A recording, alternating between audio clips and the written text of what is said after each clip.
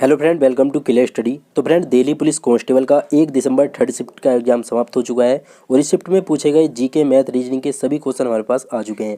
Friend, इस video में मैंने आपको 100% रियल और ऑथेंटिक क्वेश्चनों के साथ एग्जाम की एनालिसिस दी है, तो वीडियो को लाइक शेयर जरूर कीजिएगा। तो चलिए फ्रेंड, देखते हैं कि किस तरह के क्वेश्चन आपके एग्जाम में पूछे गए हैं।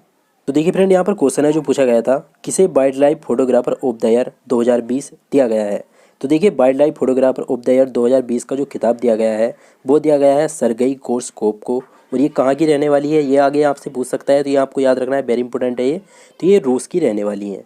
नेक्स्ट क्वेश्चन आपका पूछा गया था, विश्व बैंक की 102 की बैठक का प्रतिनिधित्व किसने किया। यानी कि फ्रेंड, विश्व बैंक की जो 102वीं बैठक हुई है उसका प्रतिनिधित्व किसने किया था, तो वो क्या था, आपका निर्मला सीतारमण जी ने। वेरी इंपॉर्टेंट है ये। और बात करें विश्व बैंक की यहाँ पर, तो बात करें इसकी स्थापना की, तो इसकी स्थापना जो की गई थी फ्रेंड, वो की गई थी 1944 ईस्वी में। तो वेरी इंपॉर्टेंट है, पूछ सकता है कि विश्व बैंक की स्थापना कब की गई थी, तो आपको ध्यान रखना है 1944 ईस्वी में। और अगर आपसे ये पूछे कि विश्व बैंक का जो मुख्यालय है वो कहाँ पर स्थित है, तो ये स्थित है फ्रेंड, मुख्यालय जो है इसका वाशिंगटन डीसी में स्थित है। तो ये भी आपको याद होना चाहिए, वेरी इंपॉर्टेंट है ये भी। नेक्स्ट क्वेश्चन आपका पूछा गया था, शांति नोबेल पुरस्कार 2020 किसे सम्मानित किया गया है। तो देखिए, शांति का जो नोबेल पुरस्कार 2020 दिया गया है, ये दिया गया है फ्रेंड WFP को। और बात करें इसकी फुल फॉर्म आपसे पूछ सकता है, तो इसकी फुल फॉर्म होती है वर्ल्ड फूड प्रोग्राम। तो इसको दोस्तों 2020 का शांति का नोबेल पुरस्कार दिया गया है। और बात करें WFP की स्थापना कब हुई थी, ये पूछे अगर आपसे, तो वेरी इंपॉर्टेंट बन जाता है, ये भी आपसे पूछ सकता है आगे। तो ये आपको याद होना चाहिए, इसकी स्थापना की गई थी 19 दिसंबर 1961 ईस्वी को।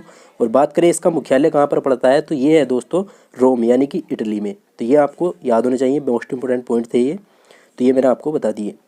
नेक्स्ट क्वेश्चन पूछा गया था, बंगाल पेयरलेस कंपनी के नए ब्रांड एम्बेसडर किसे बनाया गया है, यानी कि कौन बने हैं, तो वो बने हैं फ्रेंड्स सौरभ गांगुली। तो इस क्वेश्चन का राइट आंसर सौरभ गांगुली हो जाता।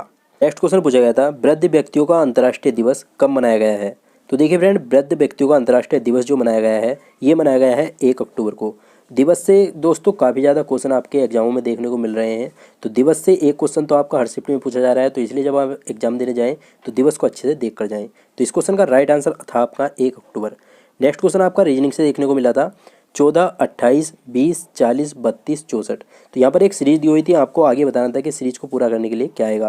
तो देखिए फ्रेंड, इस क्वेश्चन को आप इस तरह से बिल्कुल भी ना करें। अगर आपके एग्जाम में क्वेश्चन दिया हो तो आप देख लें क्वेश्चन को इस तरह से, अगर आप करेंगे 14 दूनी 28 और 20 दूनी 40 और 32 दूनी 64, तो इतना सिंपल क्वेश्चन आपके एग्जाम में नहीं मिलेगा।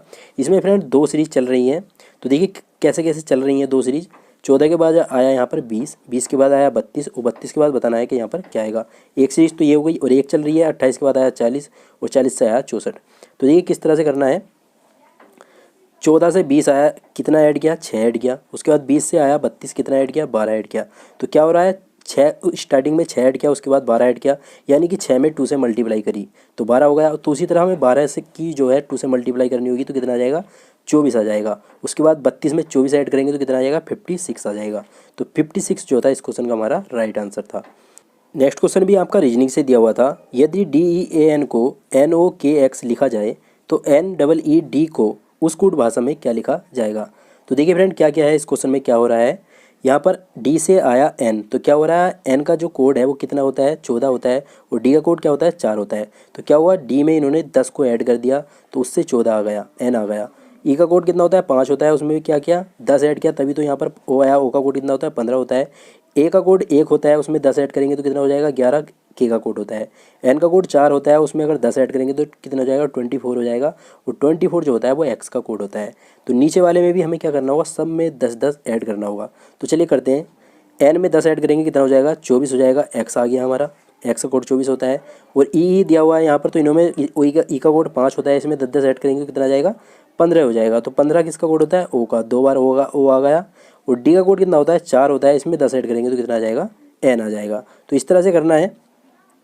और आप इस क्वेश्चन को एक तरह से और कर सकते हैं, अगर आपकी कोड भी याद नहीं आ रहे है जल्दी से, तो इस तरह से कर सकते हैं। यहाँ पर N को क्या लिखा है इन्होंने, X लिखा है, इस तरह से भी देख सकते हैं आप।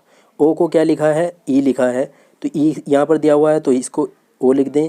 और इस तरह से D यहाँ पर दिया हुआ है तो D को इन्होंने क्या लिखा है, N लिखा है। तो इस तरह से भी आप इस क्वेश्चन को कर सकते थे। तो इस क्वेश्चन का जो राइट आंसर था वो ये था। नेक्स्ट क्वेश्चन ही फ्रेंड आपका रीजनिंग से देखा गया था, यहाँ पर भी एक सीरीज दी हुई थी, उसमें आगे बताना था कि आपको क्या आएगा। तो देखिए किस तरह से क्या है, L से आया M, L का कोड 12 होता है, M का कोड 13 होता है, 1 ऐड कर दिया। उसके बाद M से आया N, क्या किया इसमें भी दोस्तों, एक ऐड किया, एम का कोड 13 होता है और एन का कोड 14, और एन से आया ओ का कोड 15 होता है, एन का 14 होता है, तो इसमें भी एक ऐड कर दिया। उसके बाद आगे भी हमें एक ऐड करना होगा, ओ का कोड 15 होता है और एक ऐड करेंगे तो 16 यानी कि पी, तो पी आ गया हमारा। आगे देखते हैं कि कौन सी सीरीज हमारी चल रही है। तो देखिए एक्स से आया टी, एक्स का कोड कितना होता है 24 होता है, उससे आया टी, तो क्या किया होगा उसमें दोस्तों, टी का कोड 20 होता है, तो 4 को क्या किया माइनस कर दिया इसमें। उसके बाद टी से आया फी, टी का कोड कितना होता है 24, उसमें पी का कोड 16 होता है, तो यानी कि 4 इसमें सब में ऐड माइनस हो रहा होगा। तो उसी तरह 12 में से 4 माइनस करेंगे तो कितना आ जाएगा, 8 आ जाएगा। 8 किसका कोड होता है एच का, तो एच आ गया हमारा। आगे देखते हैं आपका कोड 6 होता है, उसके बाद क्या आया जे आया, तो जे का कोड कितना होता है 10 होता है। 6 में दोस्तों अगर 10 आया है तो क्या किया होगा इन्होंने 4 को ऐड किया होगा, तो आगे भी इस तरह से करना है, 10 में 4 ऐड कर दिया और फिर उसके बाद 4 ऐड कर दिया। तो हमें आगे क्या करना होगा, आगे भी हम 18 में 4 ऐड करेंगे, आर का कोड 18 होता है, तो इसलिए अगर हमें इसमें 4 ऐड करना पड़ा तो ये कितना हो जाएगा 22 हो जाएगा। और 22 जो होता है वो किसका कोड होता है, वो हम जानते हैं, वो बी का कोड होता है। तो इस क्वेश्चन का जो राइट आंसर हो जाता है वो हो जाता है PHB। तो नेक्स्ट क्वेश्चन भी दोस्तों देखिए आपका मैथ से दिया गया था। एक व्यक्ति 2 कुर्सियाँ 120 प्रति कुर्सी की दर पर बेचता है, तदनुसार एक कुर्सी पर 20% लाभ कमाता है और दूसरी कुर्सी पर 20% हानि कमाता है। इस प्रकार उस व्यक्ति की कुल हानि कितने रुपए की होगी। और फ्रेंड आपको सेम हानि और लाभ दिया हुआ है, तो उसके लिए क्या करना है, आपको जीरो को जीरो से ख़त्म कर दें, और ये तभी रूल काम करेगा जब वहाँ पर जो आपका लाभ प्रतिशत दिया हुआ है वो उसके आगे जीरो हो। जैसे यहाँ पर 20 दिया हुआ है तो और सेम है ये, तो क्या करना होगा, जीरो से जीरो खत्म कर दें और इन दोनों की क्या कर दें मल्टीप्लाई कर दें आपस में, तो कितना हो जाएगा 4 हो जाएगा। तो ये 4 जो आएगा यानी कि -4% की जो है उसे हानि हो जाएगी। तो 4% की उसको हानि हुई, कितने पर हुई 120% पर। आगे यही पूछा है कि कितने रुपए की हानि होगी, तो 120 का 4% कितना होता है, 1% अगर बात करें 120 का कितना हो जाएगा 12 हो जाएगा, वो 12 की 4 से मल्टीप्लाई कर देंगे तो कितना आ जाएगा 4% आ जाएगा, तो 12 चौक 48, यानी कि उसको 48 रुपये की हानि होगी। तो इस क्वेश्चन का हमारा राइट आंसर हो जाता 48। नेक्स्ट क्वेश्चन भी फ्रेंड आपका मैथ से ही देखा गया था। यदि 30 और 34 वर्ष के 2 व्यक्तियों के स्थान पर 2 नए व्यक्ति एक समय में शामिल कर दिए जाएं तो 8 व्यक्तियों के उस समूह की औसत आयु में 3 वर्ष की वृद्धि हो जाती है। तदनुसार उस 2 नए व्यक्तियों की औसत आयु बतानी है कि कितनी है। तो देखिए फ्रेंड यहाँ पर क्या किया गया है, इन्होंने 30 और 34 वर्ष के 2 व्यक्तियों को इन्होंने जो है निकाल दिया, तो टोटल आयु कितनी निकल गई 64, यानी कि 64 वर्ष के इन्होंने 2 व्यक्तियों को निकाल दिया। अब आगे कह रहा है कि 2 और नए व्यक्ति अगर शामिल करते हैं तो 8 व्यक्तियों का एक समूह है, उसमें 3 वर्ष जो होती है वो सभी की औसत आयु बढ़ जाती है। औसत आयु जो 3 वर्ष बढ़ रही है वो 8 की बढ़ रही है, तो ये कितनी बढ़ रही है 8 की और 3 की मल्टीप्लाई करेंगे तो हमें पता चलेगा कितनी बढ़ रही है, तो ये बढ़ रही है हमारी 24, यानी कि 24 वर्ष जो आयु है वो सभी में बढ़ रही है। अब 24 वर्ष तो ये बढ़ गई हमारी, और ये कितनी थी, ये थी 64, तो 64 के व्यक्ति जब निकाल दिए और उसके जगह 2 नए व्यक्ति लिए हैं तो उन्होंने क्या हुआ, सभी की जो 24 वर्ष आयु जो है सभी में बढ़ गई है। जो पूरा समूह की टोटल आयु थी उसमें जो है 24 वर्ष का वृद्धि हो गई है।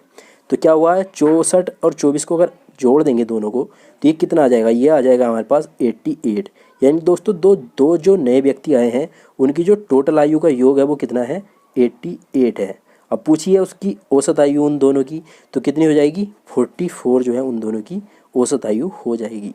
तो ये इस क्वेश्चन का राइट आंसर था। तो फ्रेंड उम्मीद करूँगा आपको ये समझ में आया होगा। तो चलिए नेक्स्ट देखते हैं।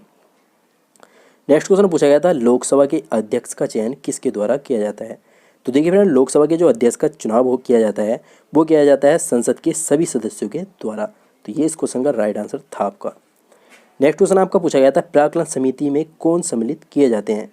तो देखिए फ्रेंड प्राक्कलन समिति में जो शामिल किए जाते हैं वो किए जाते हैं लोकसभा से 30 सदस्यों को जो है प्राक्कलन समिति में शामिल किया जाता है। नेक्स्ट क्वेश्चन आपका पूछा गया था विश्व का सबसे बड़ा डेल्टा कौन सा है। तो आप सभी जानते होंगे इस क्वेश्चन को, विश्व का जो सबसे बड़ा डेल्टा है वो सुंदरबन का डेल्टा है। नेक्स्ट क्वेश्चन आपका पूछा गया था किसको दूसरे सिकंदर के नाम से जाना जाता है। तो देखिए फ्रेंड दूसरे सिकंदर के नाम से जो जाना जाता है वो जाना जाता है अलाउद्दीन खिलजी को। वेरी इंपॉर्टेंट क्वेश्चन है, ये आगे पूछ सकता है। नेक्स्ट क्वेश्चन आपका पूछा गया था पीत क्रांति का संबंध किसके उत्पादन से है। तो देखिए पीत क्रांति का जो संबंध है इसका संबंध है कुक्कुट उत्पादन से। वेरी इंपॉर्टेंट क्वेश्चन है ये। और इसी क्रांति जितनी भी है फ्रेंड आपका अगर आगे एग्जाम है तो सभी क्रांतियों को अच्छे से देख कर जाएं। अब यहाँ पर इस शिफ्ट में दोस्तों क्रांति से क्वेश्चन पूछा गया है, पहले क्रांति से क्वेश्चन जो है नहीं देखने को मिले थे, तो आगे हो सकता है कि आगे भी क्रांति से क्वेश्चन पूछ ले, तो आप उनको अच्छे से देख लें। यहाँ पर पुस्तक से तो क्वेश्चन दोस्तों हर एग्जाम में देखने को मिल रहा है हर शिफ्ट के। तो यहाँ पर राजतरंगी के लेखक पूछा गया था, तो ये कौन है, कलण है। नेक्स्ट क्वेश्चन आपको पूछा गया था असेंबली भाषा से मशीन भाषा के लिए अनुवादक को क्या कहते हैं, तो इसको कहा जाता है असेंबलर। नेक्स्ट क्वेश्चन पूछा गया था कॉकरोच के लार्वा को क्या कहते हैं, तो देखिए कॉकरोच के लार्वा को कहा जाता है निम्फ। वेरी इंपॉर्टेंट क्वेश्चन है ये भी। नेक्स्ट क्वेश्चन आपको पूछा गया था मानव शरीर में इंसुलिन का प्रमुख कार्य क्या है, तो देखिए मानव शरीर में इंसुलिन का जो प्रमुख कार्य होता है वो होता है शरीर में शर्करा के स्तर को नियंत्रित करना। नेक्स्ट क्वेश्चन पूछा गया था CAD का पूर्ण रूप क्या होता है, तो देखिए फ्रेंड्स CAD का पूर्ण रूप होता है computer aided design. Next question पूछा गया था एक निबल कितने बिट्स के बराबर होता है, तो देखिए फ्रेंड एक निबल जो होता है ये होता है आपका 4 बिट्स के बराबर। नेक्स्ट क्वेश्चन पूछा गया था प्रोग्रामिंग में कुछ स्टेटमेंट को बार बार दोहराना क्या कहलाता है, तो देखिए फ्रेंड प्रोग्रामिंग में कुछ स्टेटमेंट या किसी स्टेटमेंट को बार बार दोहराते हैं तो उसको कहा जाता है लूपिंग। नेक्स्ट क्वेश्चन आपको पूछा गया था 1984 के लेखक कौन है, तो दोस्तों पुस्तक से ज़्यादा से ज़्यादा क्वेश्चन देखने को मिल रहे हैं तो सभी पुस्तकों को आप अच्छे से देख कर जाएँ। तो 1984 के जो लेखक हैं वो हैं आपके जॉर्ज ओवरवेल।